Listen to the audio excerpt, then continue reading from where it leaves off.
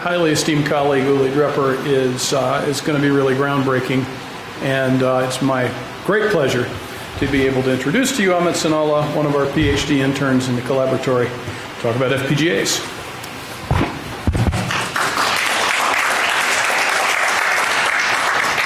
Thank you, Hugh. Good afternoon, everyone. Thank you for taking the time to attend this talk. My name is Amit Sanalla. I'm a PhD student at BU. I've been working with FPGAs on and off for about 6 years now. A couple of years ago, we started looking at FPGAs in the cloud, the role they have to play to move things forward, to move the technology forward. And it started off as my dissertation topic, but the more we looked at it, the more we explored this, we realized, this is something much more than a PhD thesis. This is, the FPGAs have a major role to play in the next generation of cloud computing. And my aim today is to convince you of the same. To not just convince you of the importance of FPGAs in the cloud, but also to convince you that you, the open source community, have a very large role to play in this. Because if you look at Linux, 27 years of Linux, we've taken it from somewhere there to somewhere there. And that is because of the contributions of the open source community.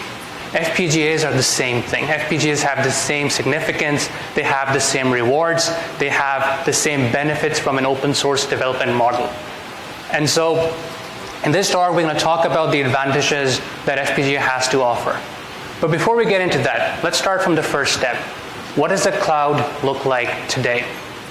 So the modern cloud has a network, could be Ethernet, could be InfiniBand, they're all good. It has a CPU that talks to that network, or rather, a bunch of CPUs that talk over this data center network. And then you have accelerators such as GPUs and FPGAs and storage that hang off that CPU. So the CPU is in the heart of everything that you do. It implements all your critical functions, all your critical operations, and every thing that you would want to get out of a data center has to happen via the CPU. And that was great for many years, but not anymore, because Moore's law is slowing down. The rate at which you can pack transistors into a chip is decreasing, which means that you have to maximize the efficiency with which your transistors will operate. You cannot afford idle time for your transistors, because every cycle you spend idle, you're wasting precious amount of compute resource. Similarly, Dennard scaling has ended. It did not take into account leakage current, and that means that your transistors, your chips, while they're getting smaller, cannot continue to operate with increasing frequency. Let me throw some numbers at you.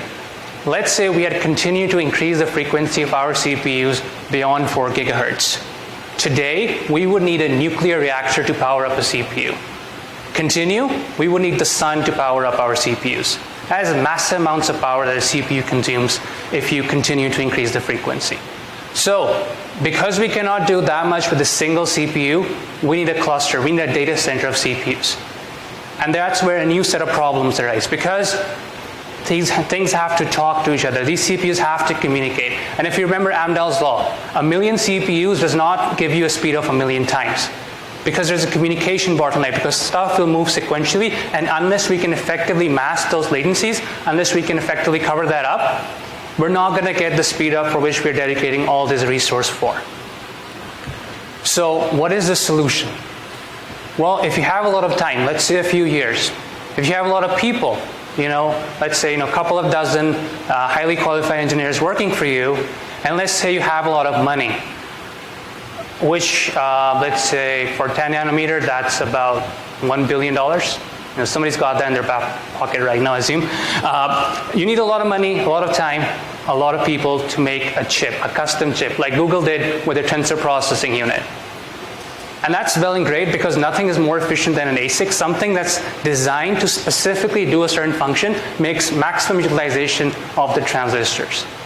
But this is not a one-time investment, because when you make an ASIC, when you make a chip, you commit to a certain technology, you commit to a certain way of doing things. And if you have to change something, you have to go all the way back and make a new chip. Google came up with a TPU, they wrote a paper on it, but before they even got to releasing it publicly, they had to go back and make TPU 2. And we don't know how long it is before they have to go back and make a TPU 3, because they have to stay out of the curve, and technology is increasing at a rapid pace. A second solution is, if that requires less money, that requires less time, fewer people, is off-the-shelf components like GPUs, like FPGAs, both of which make excellent use of the available transistors.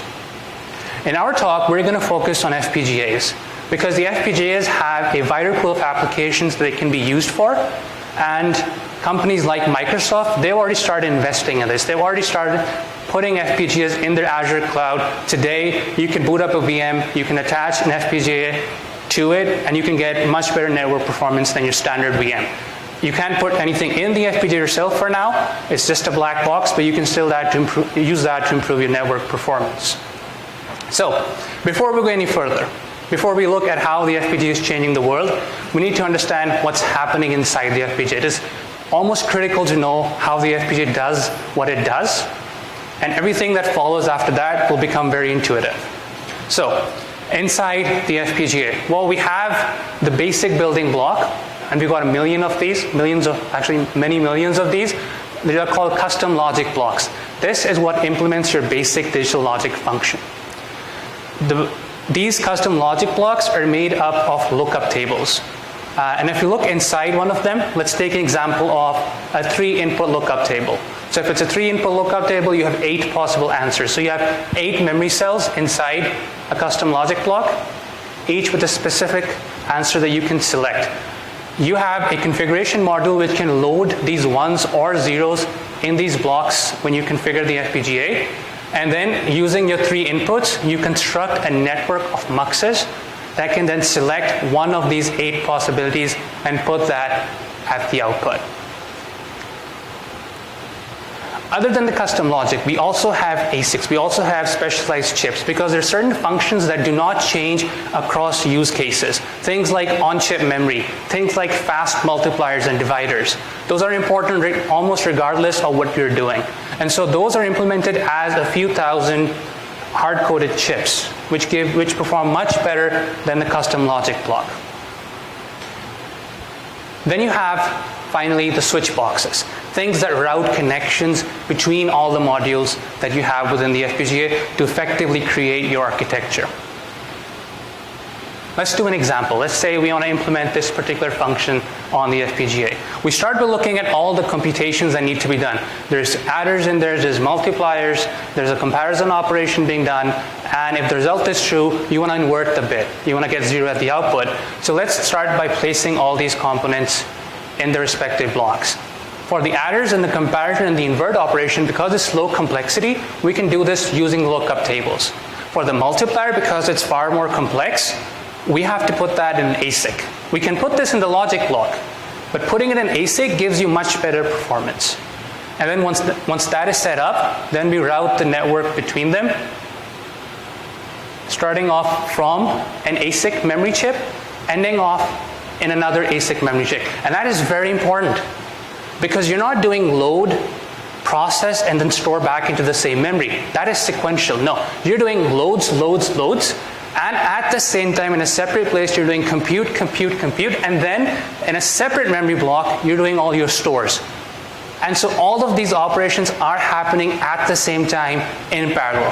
And if at any point you want to use the output data, you could just switch those ASICs. You have a configurable network that you can work with. If you look at one of these connections, we see that it's not one wire, it's a lot of them.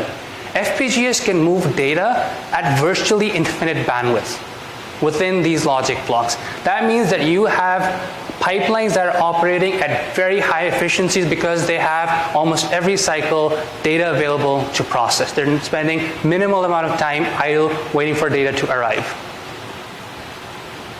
So we saw that hardware programming is not like software. It's not a bunch of instructions that execute sequentially. It's a lot of things happening at the same time in the same chip. And so to really drive home that idea that hardware programming is different from software, let's take an example. Let's say we have a set of test cases and a reference value, and we want to find how many times does this occur. Now, in a software environment, we will load something into memory, do the comparison. If it's true, we go out, fetch the value of a counter, increment that, and then store that. And this continues till the whole process is done. If we had another set of test cases, they will happen sequentially after this. So let's say if we took n seconds to do the first, it would take another n to do the second, another n to do the third. If we were to do this in hardware, we load everything in from memory at the same time, we process it at the same time, and we get this result out. If you look inside the FPGA, the way this happens is that you can assign a comparator to each input value. You can perform all the comparisons simultaneously, then add up the results, and get your final answer. And if we want to process more test values, we don't have to wait for this to get done. We can have this move on to the comparison stage, have a pipeline going. So when this is in the comparison, we can load up a new set of values and start working with those. And when this moves on to the adder, the second set moves into the comparison, and we load up another set of values. So we're working in a flow-based model here, where data is continuously being streamed in, it's continuously being processed, you're doing loads all the time, you're doing stores all the time, you're doing compute all the time. Things are happening in parallel. And that is very important. That is where the performance benefits of an FPGA come from. Now, before I go any further, this was a lot to take in, so I'm going to take a small pause. If you have any questions as to how the FPGA worked, I will be happy to take them now, because I want us all to be on the same page going forward, where we start to then see how this affects the cloud. So if you have any questions, I will take them.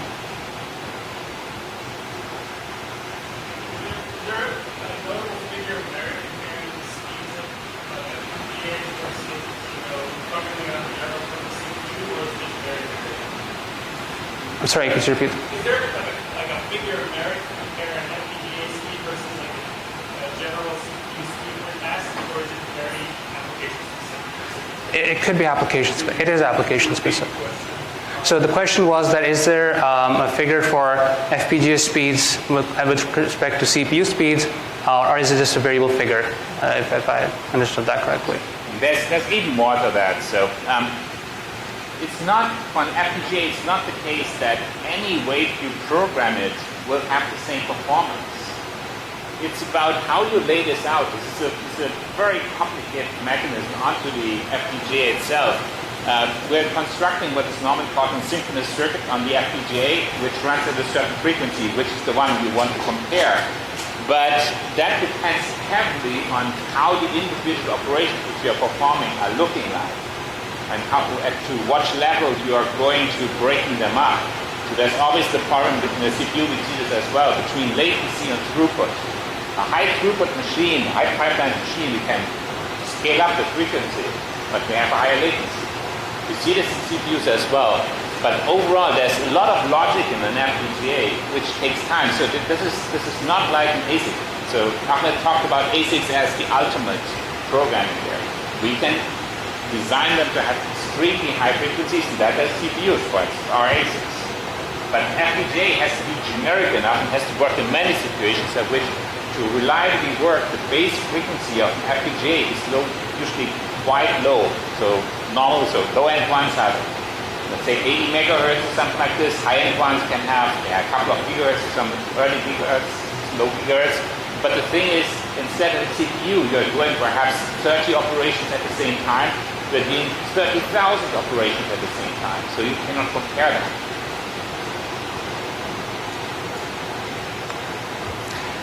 Right?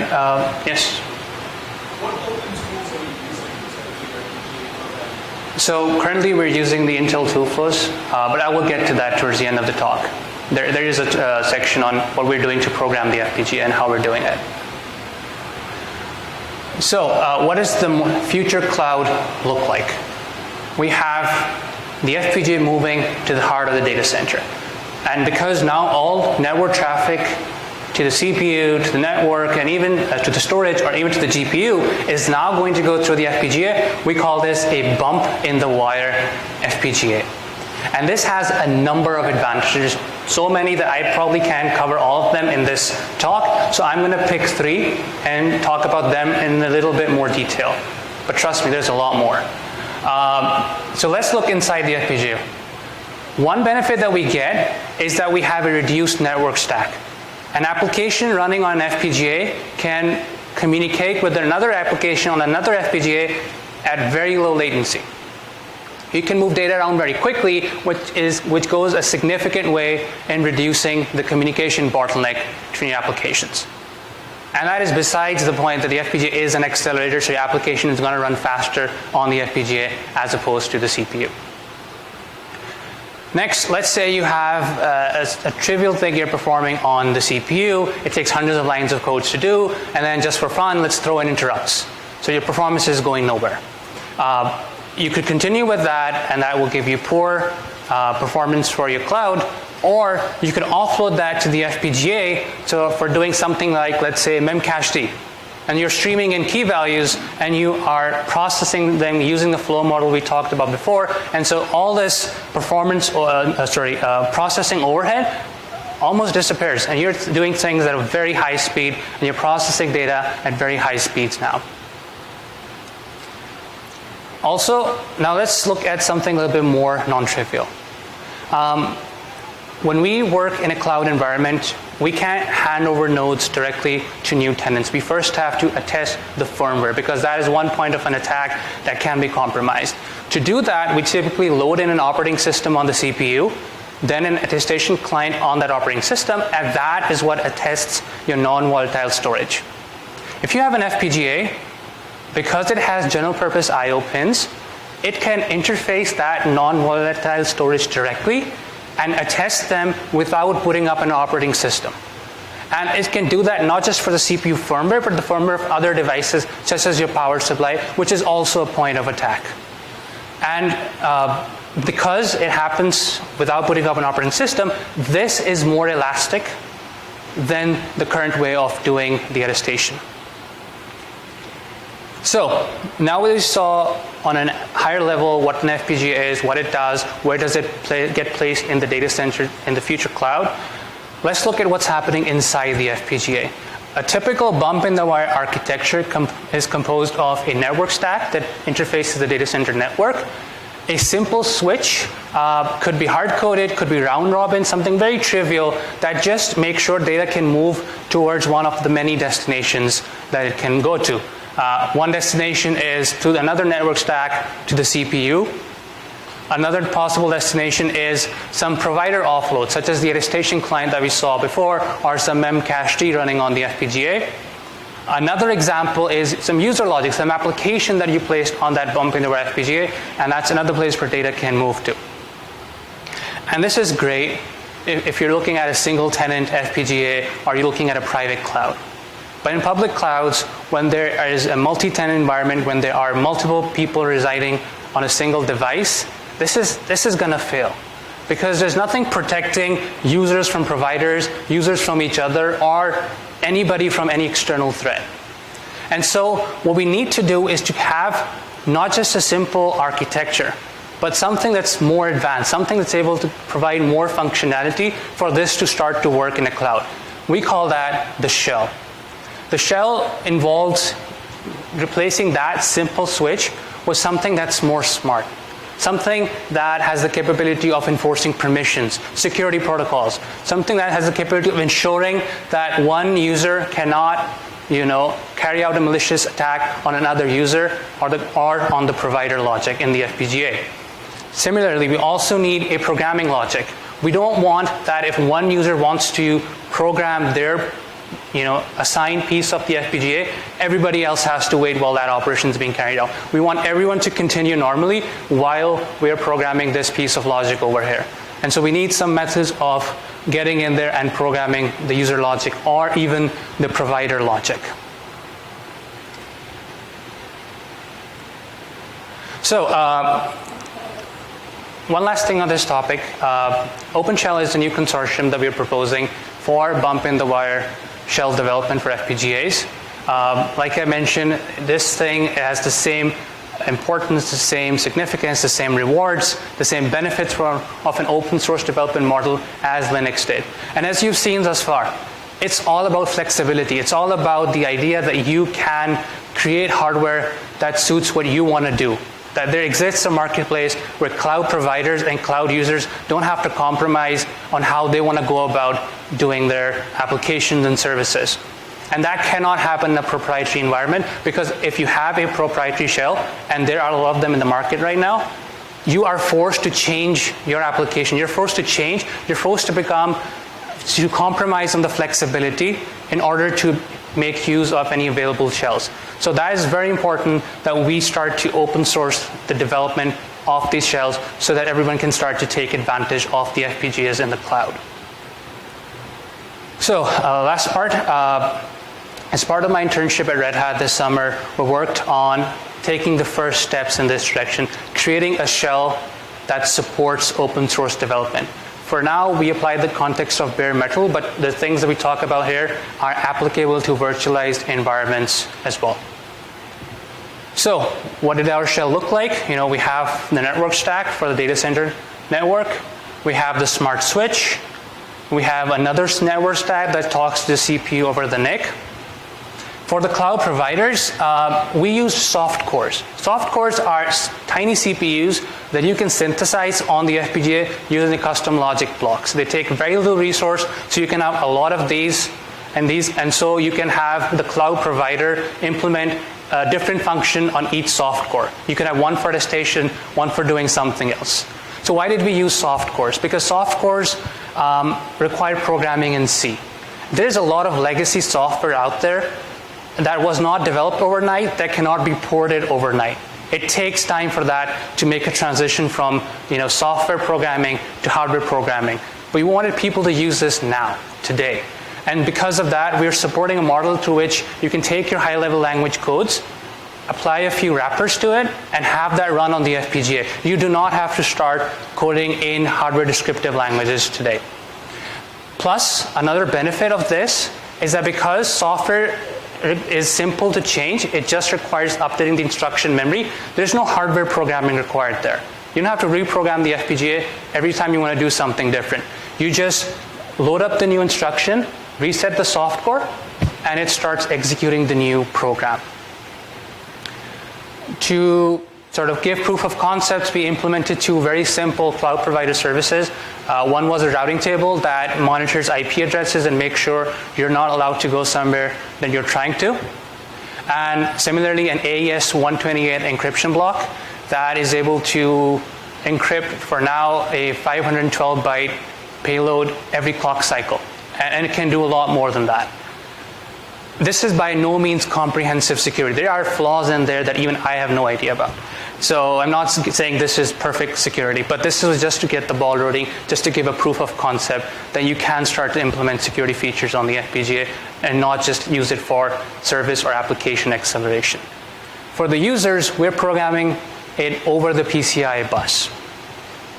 And I'll get to that in a bit, why that's the case.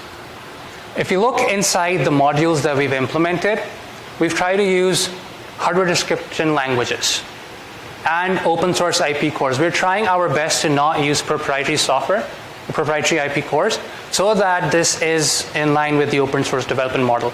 We prefer HDL wherever possible, because that means you are vendor agnostic. You can take HDL and have it run on almost any FPGA, irrespective of who made it, whether it was Intel or Xilinx. But in case it's far too complex, or we didn't want to spend too much time on it today, we've used open source IP cores instead. Now, the question about how we program the user logic, what tool flows do we use? Well, for now, we're using OpenCL. It is a proprietary tool flow. The reason why we're using it is because it has a ton of documentation. It has a ton of optimized libraries already available. It implements some very important stuff like cache coherency. And most importantly, it lets you program in C. Just like cloud providers, we know the transition from software to hardware is not going to happen overnight. It is going to be gradual even for cloud users. And that's why by supporting a tool flow that works mainly with C99, we can have people start to use the cloud today and then slowly make the transition over to HDL, where it's more complex to code out, but has better performance. And this also highlights the importance of needing an open source tool flow for doing this. And we are moving towards developing something that can let users still program in C, in high-level languages, but not use any proprietary tool flows such as the Intel OpenCL SDK. In terms of connectivity, we've used standard parameterized interfaces to make sure everything remains compatible. When you change any of these blocks. And by the way, this is modular, so you don't have to change everything. If you want to update something, just change that particular block. One thing to highlight is the interface between the user application and the smart switch, which is also standardized. So you can start to draw a relation that the FPGA shell is like a hardware-based operating system with a fixed API through which users can interact with it. The thing in light blue, those connections are supporting clock crossing. This is just a very hardcore hardware level feature where if you design some logic, you're not bound to use a particular clock frequency. You use the one that's best suited for your architecture, and we will make sure that is supported in the shell. Finally, the things in purple, those have back pressure. Back pressure means that if you implement something that is slower than the rest of the system will not crash. If it crashes, it's hard to figure out where the problem was. The system will continue to operate. It will just slow everything down, but at least it will enable you to get in there and figure out where the problem was. And so with that, thank you for listening. I hope I did justice to the topic. Thank you.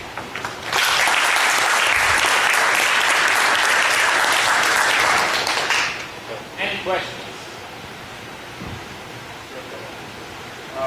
So you kind of hinted at the end about how much of this stuff is closed source. A lot of the FPGA tools are all open source. Like, is there any open source tools for synthesis? Like, Yes. Coordinates is really, I've been using Altera. Yes. Yeah. Coordinates is like super complicated. Yeah, so I'm using mostly for my work. So EC's doing that.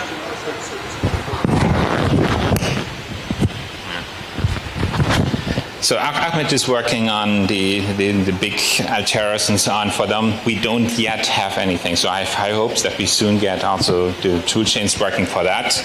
But oh, sorry. The question was about proprietary tool chains. So Ahmed mentioned that everything he does in the moment, which is correct, he's using the proprietary Intel tool chains from the synthesis tools up to the OpenCL compiler and so on. So the question was, is there an alternative to this? So for the big cores, currently this does not exist. But we are hopefully getting there. So we have a beginning.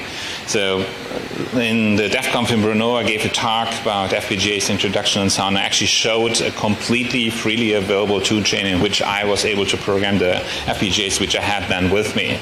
So these are small FPGAs which are currently, they are mostly used for the embedded realm.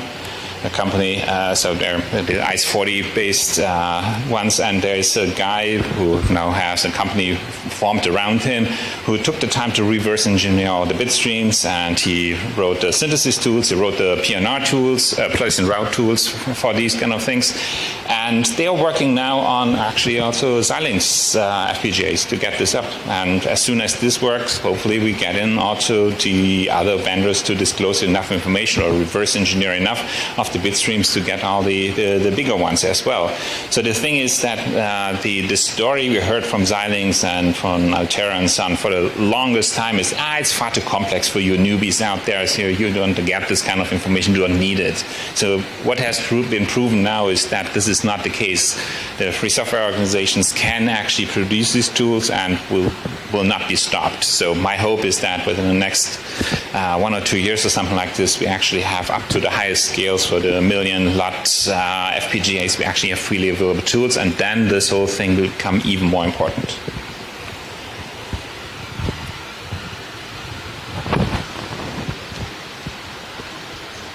More questions?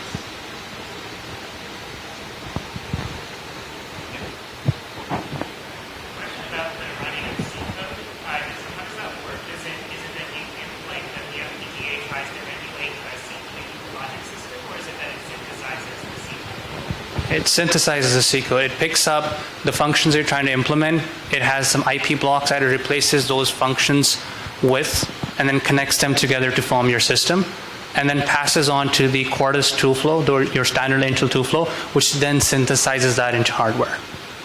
That's one way. Can also be done differently. So I got the impression from your talk that this wire shell, something that runs on the hardware, is, but if this is hardware that's also on the customers in the cloud, maybe if they use for their own applications, is the hardware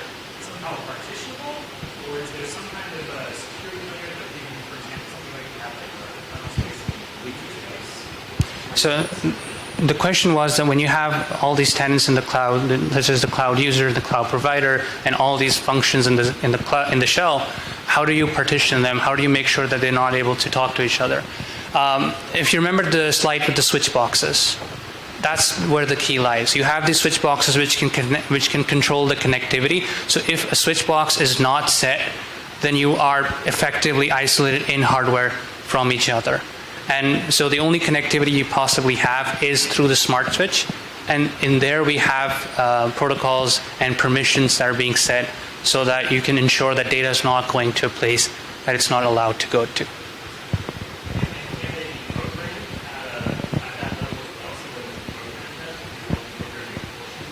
Yes, so that's called partial reconfiguration, where you can define a part of the FPGA, and you can do this at runtime. So a full reconfiguration, that when you change the entire FPGA hardware, that takes a few seconds to get done.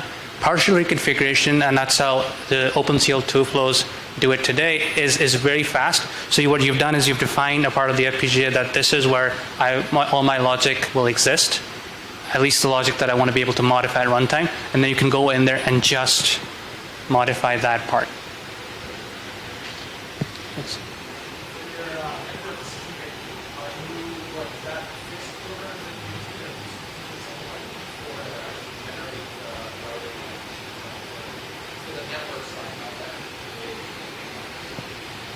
Sorry, for the network side, what's the question?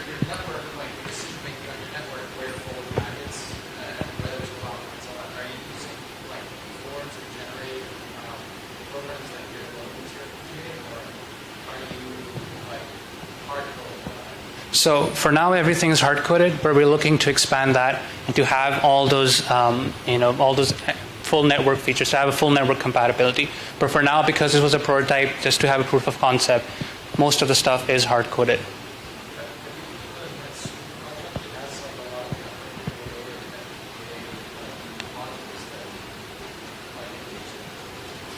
Almost definitely. I mean, there's a whole class of FPGAs called net FPGAs that are designed for this networking task. So networking it's a field of its own. In fact, we have a PhD student in our group who's actually just working on the networking side of the FPGA. So it is a big field. Yes.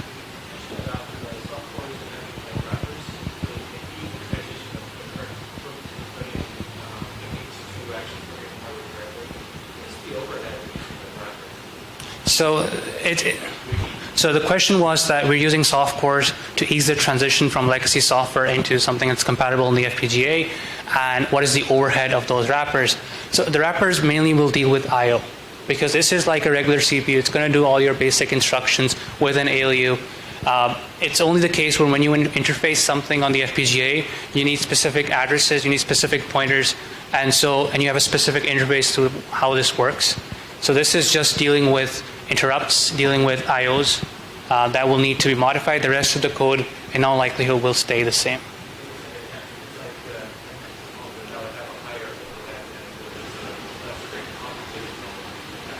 I'm sorry?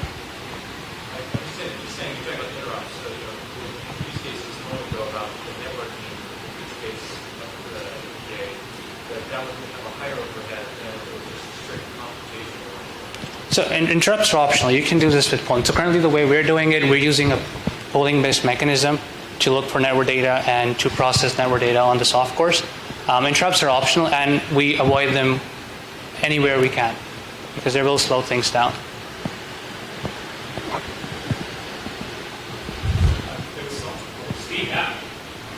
With soft cores, what instruction set do you He's evil. He's using proprietary stuff again. I know. So in the long run, we will use probably. So if it's a long, my wishes we will use RISC-V. So currently, he's using NIOS. So the question was, what architecture are we using for the soft cores? So currently, we're using Altera's NIOS 2 cores. But in the future, we are going to look towards moving to RISC-V processors on the FPGA. All right.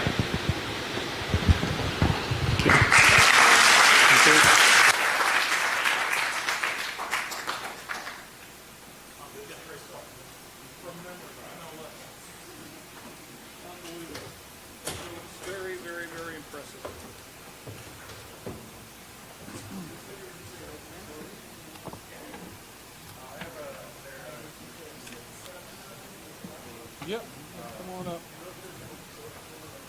So, folks, next up we're going to talk about the malleable metal, which is a lot about how are we integrating attestation and boot from volume into Foreman. Thanks.